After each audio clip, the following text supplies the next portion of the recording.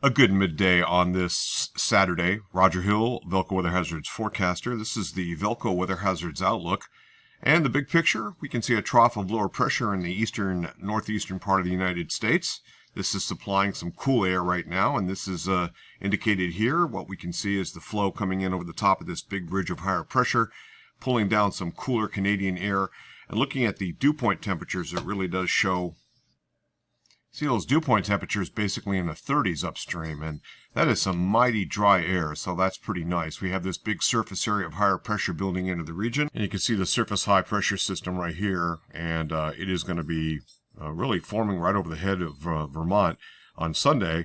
And a little bit of a disturbance is going to kind of roll over the top of this in the upper levels and bring us maybe a couple sprinkles, light rain showers during Monday morning, late Sunday night. And then once that goes on by, this area of higher pressure kind of resumes normal navigation, if you will. And that is, it'll set up more as almost like a Bermuda high.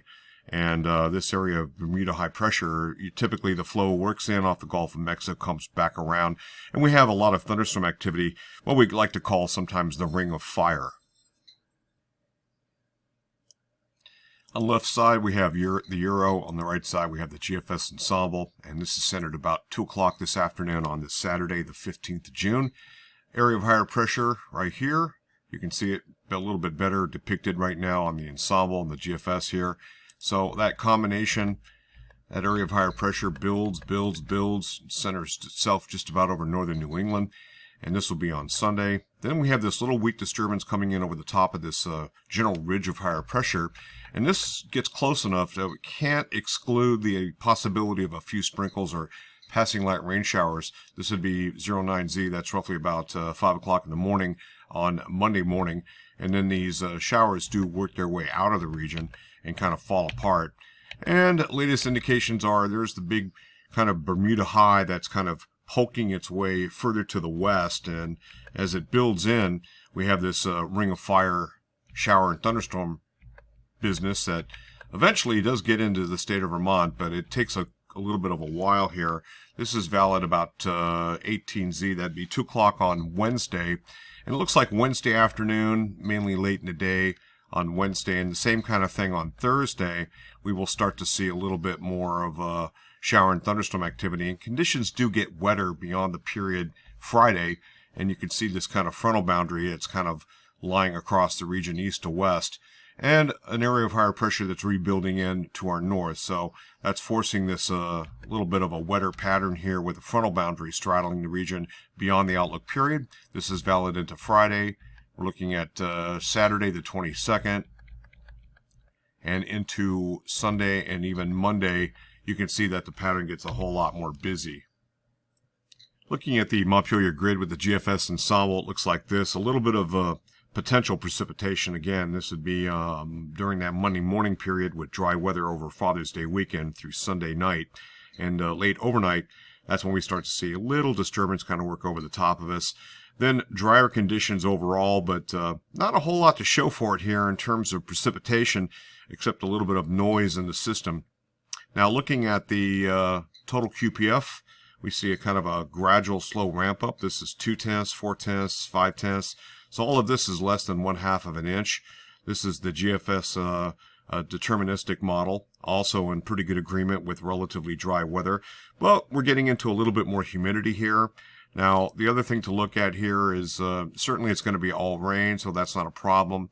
Precipitable water is always a good rule here. This is our driest weather for our Father's Day weekend, and then we start to see a pretty good jump around 1.4, 1.5, and this maxes out later in the period.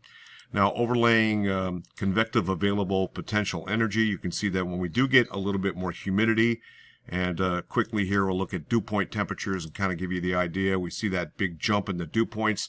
They're going to be around 65 to 70 degrees through this period.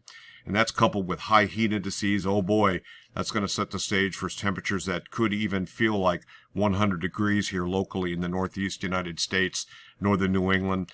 A lot of people don't have air conditioning, including into southern Quebec, and this is going to be potentially pretty serious business right here. So back to convective available potential energy. Overlay that with shear, and as it looks right now, shear is relatively low After the period here of increased amounts of humidity, that shear is going to be about 10, 15, 20 knots, not a big deal. But it does ramp up over time, and this is where we could start to see some stronger thunderstorm activity potentially. But that's well around the corner, and no other worries to worry about except the heat indices, I think, are going to be the main headliner here, with not a whole lot of utility impacts up until the time we get into the late part of the period and really beyond that. Weather Prediction Center, total QPF, or total accumulated rainfall.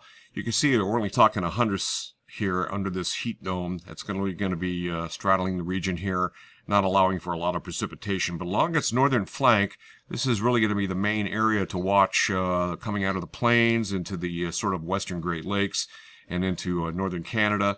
You can see 25 hundredths of an inch here. This is the half-inch mark, and this is the 1 inch mark. So we're looking at below normal in terms of rainfall. Temperature anomalies at 2 meters using the climate reanalyzer. You can see a little cooler than normal weather. This is rapidly going to move out and be displaced by warmer than normal temperatures. The weighted meteorological output statistics show this well, with running about 6 to 9 degrees above normal over the next 5 days, weighted of high temperatures only. And about 3 days later, even more so, you can see that it really we're running 15 degrees above normal in some areas, 18 degrees above normal in the northeast United States. This is going to be a very serious heat wave ahead. Over the next 5 days in the tropics, it looks like this. This is the only thing we have to worry about. And over the next 7 days, we're looking at about a 50% chance of something developing here off the Yucatan, working the Bay of Campeche, and then into Mexico or potentially southern Texas. This is a long ways out, and we'll be watching that. It's going to be a very busy Atlantic hurricane season. This is the tropical cyclone of the European ensemble, and what you can see, there's a kind of jumps the Central America here, southern Mexico, and we see this development going into Mexico. The other thing to watch late in the period is something that could form in the vicinity of the Bahamas and start to work in toward either Georgia, South Carolina, or North Carolina, probably doing some sort of loop, but this is a long ways out as well. And right now the Atlantic looks like it remains quiet, with the main development region down here. This is a fairly strong Azores high and eventually a Bermuda high that'll be relatively strong. That's it from here. Roger Hill, Wuthering Heights. Thanks for watching.